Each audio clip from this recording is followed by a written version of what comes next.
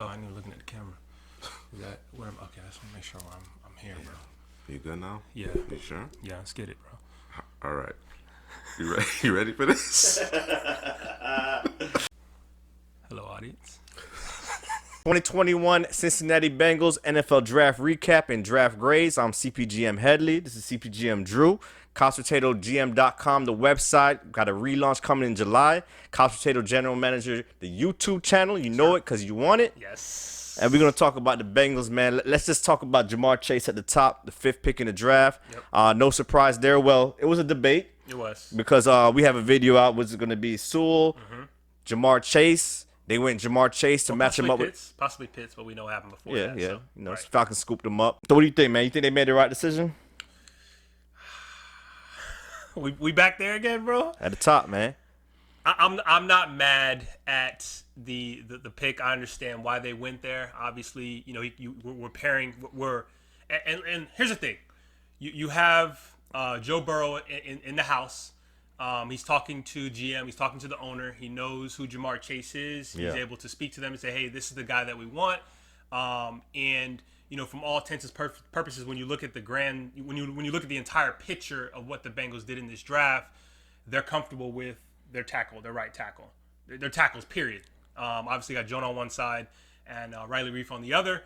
They're comfortable with that. So if you're comfortable with that, what do? You go and you get the next thing that you need, obviously, which is the receiver. So if I'm looking at it through that lens, I'm good with the pick. It's the right pick. Yeah. And you pair him with T. Higgins, Tyler Boyd, and you got a potent offense with Joe Mixon in the backfield. Just you know what does the rest of the offensive line look like? Because we know the interior is a problem. But I'm comfortable with the pick. Yeah, man. I think the Bengals got it right initially. You know, we're going to get to the second round. We're going to get there, man. But, you know, I love Jamar Chase, a player, man. Big physical wide receiver. Plays bigger than his size. Like you said they have T. Higgins. This guy's like another T. Higgins with way more athleticism. So it's just he's a wide receiver one.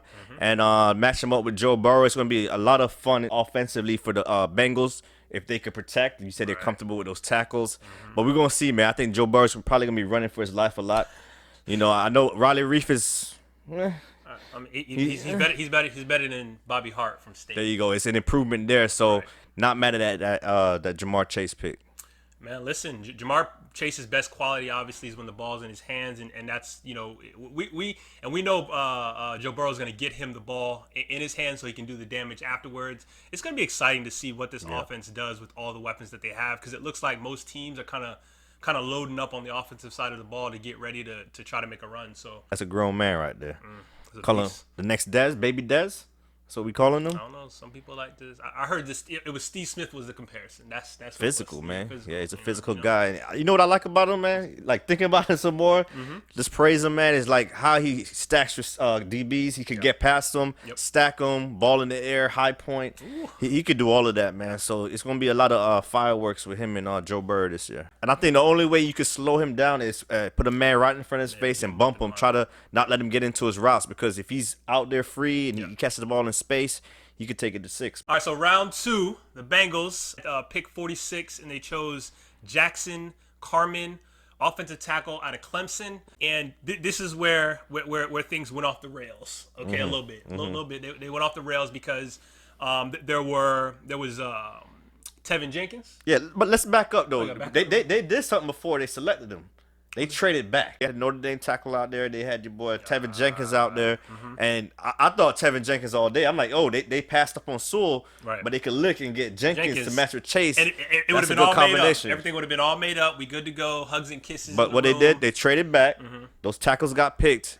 And they went with Carman. He's listed as a tackle, but they probably going to move him inside. Powerful guy. He moves very well for being so big. He gets to the second level. I think he fits really nice in that zone scheme, but you know, talent wise, man, that Tevin Jenkins was right there for you. That's what upsets Bengal fan. But again, if you're looking through the lens of the owner, the GM, the powers to be that's building the football team, they feel their tackles are good. So if you're a Bengals fan, you got to accept that and go with it. So my issues with Carman are that he's inconsistent. You know, will he drop his anchor? Will he reach? Will he take that step up in the run game? Will he take his steps back in the pass game? it was just kind of all over the place, and I felt like that the Clemson offense kind of hid his flaws. But when he was able to, when he didn't reach and he dropped his anchor and he threw his punch out there, he could mirror it very well, nice feet. So I understand why they drafted him. I think pushing him into guard because he has the 32.5-inch arms or something like that. It's shorter than you would want at the tackle position. So pushing him into guard, I think, is a great plan. And I understand where they're coming from and down the road of what they think he could be if you push him into guard because that protects him from some of the flaws. But we'll see what happens. Yeah, my whole thing on it, I just didn't like how they executed it, trading down, missing out on some more talented guys. Right. So I'm not really mad at the player per se. I'm just mad at what the Bengals did before they draft that player. The third round, we have the 69th pick overall. 69th pick. Oh man. Yeah, you gotta edit. That out. Edit. We have Joseph Ossai, defensive edge or linebacker. I'm not sure what the role going to be. I'm assuming it's going to be edge out of Texas. This is a guy who's light in the pants, but as far as I'm concerned, has excellent hand usage. Pops off the tape in terms of burst off the line, get around the edge. I don't know if he has. I didn't see much bend in the tape. Looks like he has a plan for most plays. And it's something that's much needed for this football team because all of the pass rushers they lost. Yeah, I think this guy's. I think he's more of a developmental guy. I know it's kind of early for a developmental guy, but he still has so much room to grow. That's all pretty much I'm saying, man. He just the technique, stuff like that. He does need to get stronger. That tip against Tevin Jenkins, who they probably should have drafted earlier, but he got manhandled, bullied. He just couldn't handle him. It was too much strength for him. So probably got to get a little stronger, but. Like, he has some explosion to the ball. Right. He could get around the tackle, got some speed, got some athletic traits. So, the Bengals were a league low 17 sacks last season. They don't have Carl Lawson. They did bring in Trey Henderson, which did work last season. But they definitely need to get after the passer, man. All right, so now in the fourth round with the 111th pick, we have Cameron Sample, defensive edge. Again, they went back to the well on that from Tulane. For me, this as far as I'm concerned, just looking at the tape, I think this is just a guy, and this is them to me throwing darts at a board. He's athletic, but that's all I can tell you that I have for him is that he's an athletic defensive edge. But I know he was at the Senior Bowl doing some work, and that's what I was gonna go to because when you watch the tape, man, you see that he's upright. I think he's more physical than finesse, but he's upright. And I just felt like Tulane used him wrong. You know what I'm saying? They had him on the edge, and then when you see him in the Senior Bowl, put his hand in the ground and use that quickness and use his hands to get at the quarterback from the interior, it looked pretty well at the Senior Bowl. So I just feel like the Cincinnati Bengals drafted him to probably move him inside pass rush. He's probably gonna be maybe a 4-3 end on those running plays, and then when to get at the quarterback, they're going to probably move him inside. So round number 4 again. I had another pick in the fourth round, the 122nd pick. Defensive tackle from LSU, Tyler Shelvin. And as far as I'm concerned, this guy is a space eater. He's like a wall at the line of scrimmage. Not going to give you much pass rush. Yeah, he's just a guy just to plug up the middle, take on 2 blockers, let the linebackers roam free. Do their work. And do their work, man. Pratt and Logan Wilson and those boys. So, he's not going to be out there on passing downs. He's just there to take up space on run plays. All right, so with the third, fourth round pick, the Bengals selected Deontay Smith, offensive tackle out of East Carolina.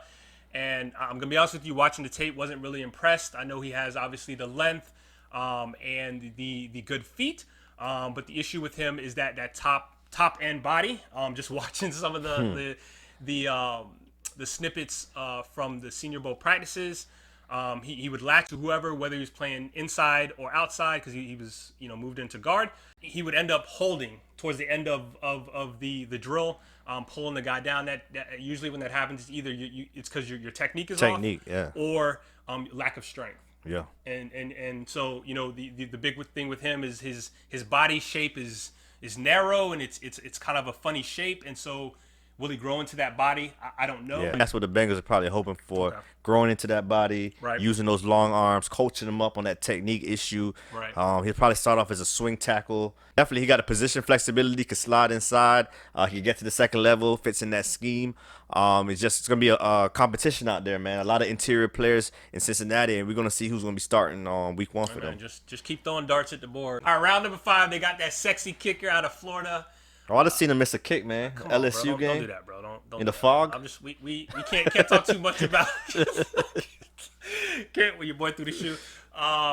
Can't talk too much about kickers, buddy. 150 extra points attempted, made 149 of them, and then in terms of field goals, he was 51 of 60. All right, so round number 6, pick 190. We have them going back to the well once more. Interior, Trey Hill. Georgia center. He played guard and center. Watching the tape on Hill, one of the biggest things that I liked about him is that he is aggressive. I think he's a little too aggressive, and I think it leads to him with bad habits in terms of reaching and losing and slipping off of blocks and losing leverage and different things like that. He's very good at getting to the second level, so he's a nice pivot player in terms of pulling and getting out on screens and things like that. But that's kind of where I sit on Hill. Yeah, another guy, position versatility, guard or center. Right. He's big, he's physical, he could fit in that zone scheme, get to the second level. So, like I said, it's just more competition. Somebody's going to start. There's going to be 3 guys in there. Dart at the boards. And we're going to figure it out in camp. Yeah. Mm-hmm. Is one more guy? No, it's 2 more. Okay. Let's make sure. Yep, oh, yeah, Chris Evans. Let's talk Chris Evans. All right, round 6, pick 202. We got Chris Evans, running back from Michigan. For me, just watching the tape, this is a guy who it's 6 yards to get. The hole opens up. He's going to get the 6. He's going to get the 6 yards. Not going to get 7, not going to get 7.5. He's not going to make a guy miss. He's not going to break a tackle for the most part. He's going to get what's there. And do you need those guys on the football team? Sure. Would you like a guy to make a guy miss, break a tackle? Sure. But the thing about Evans for me is why I don't think, to me, I wouldn't put him at running back. If you need him in a pinch, sure. But I think he'd do best maybe playing the third down back, catching out the backfield, running routes, getting that mismatch with the linebackers, the safeties, or maybe even corners at certain points. He was going up and getting the football like a receiver. Yeah. He's not tall like a receiver. I think he's 5'11", 212, 215, something like that. But this is a guy who, maybe they're thinking special teams with him. Yeah, I know. They just lost Gio Bernard, man. He went to the Bucks. Right. So he's probably going to try to play that Gio role where coming on third downs, he could, like you say, he catches the ball very well. Right. I remember watching this guy way back in the days, like 2016, 2017, when he first landed there, and he was on the field for them. He got hurt in 2018. Well, 2019, I think. Then the COVID. Did he get hurt? No. He got hurt in 2018. In 2019, he got suspended for the academic issues. So definitely a guy that, if he can improve his pass protection, if they needed Joe Mixon to take a blow and a guy that could catch the ball in the backfield and protect the quarterback, they could put in Chris Evans. All right, in round 7, we know round 6, round 7, that's kind of where you take, guys who maybe you don't want to have to deal with undrafted free agents, or a guy that has the length, the size, the speed, or a guy who's exceptional that you think would be exceptional playing special teams, right? And it's usually, high effort guy, high energy guys. And round 7, 235th pick overall, Bengals selected Wyatt Hubert, defensive end out of Kansas State, and that's exactly what he is. High effort, high energy. He's not good at the point of attack, loses leverage. He's not a strength guy. At times, you would see that he would hit you with the push and pull, he hit you with the chop. Like, he had some moves at times, but you didn't see it enough to say, hey, this guy's a player, and thus, getting drafted in the 7th round. Right. Yeah, he probably got to make his money on special teams, right, and fit in there, man. But now that we talked about all the Bengals guys, man, let's talk about the game plan for the Bengals. What were they trying to address coming into the draft? Did they accomplish it? And let's finish off with a GPA. We're gonna do a GPA. Did the Bengals accomplish what they needed to do to make their team better? Yes. If I'm looking at it again through the lens of the GM, through the lens of the owner, the front office, the scouting department, what they were looking for interior help, because they feel like their tackles, Jonah and Reef, are set. That's set in stone, good to go. So let's go ahead and let's protect the inside. And they went out and they were throwing darts at the board with guys that they thought could come in and contribute, guys that are versatile, guard, center, guard. And then in terms of the edge, we need to rush the pass. We got to protect our quarterback, and we got to rush the pass. So we got to play in the trenches, and they did that with the edge players and even the defensive tackle that they grabbed. So I think that they accomplished, it's mission accomplished in terms of the amount of players that they drafted at those positions to see what will stick.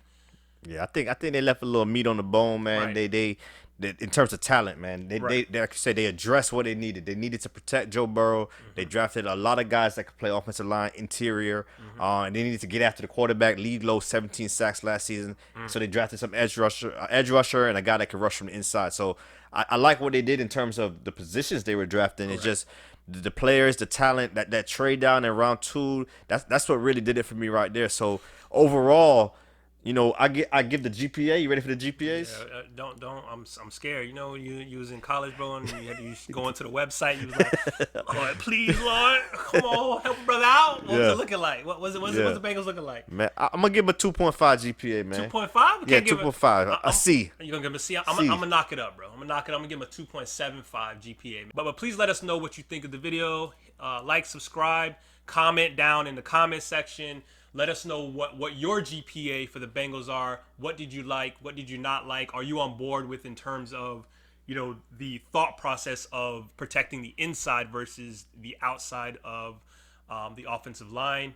And then, you know, let us know how you feel about the undrafted free agents that they picked up in that frenzy right after the draft.